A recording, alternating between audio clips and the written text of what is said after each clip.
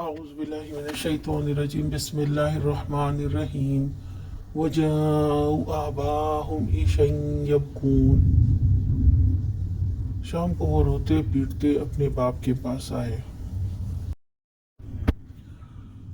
اب وہ روتے دھوتے عشاء کے وقت پہنچے۔ عشاء کے وقت اس لیے کہ اس وقت اندھیرا ہوتا ہے اور رات کے وقت جرم کرنے والے زیادہ سرگرم ہوتے ہیں۔ رات کو اندھیرے میں برائی کرنا آسان ہوتا ہے، لوگ بھی گھروں میں سوئے ہوتے ہیں، اوپر سے اندھیرا۔ مجرم کو موقع ملتا ہے اپنے جرم کو چھپانے کا۔ دراصل یہ ان کا خیال ہوتا ہے۔ جرم تو اندھیرے میں ہو یا اجالے میں لوگوں کے سامنے آ جاتا ہے۔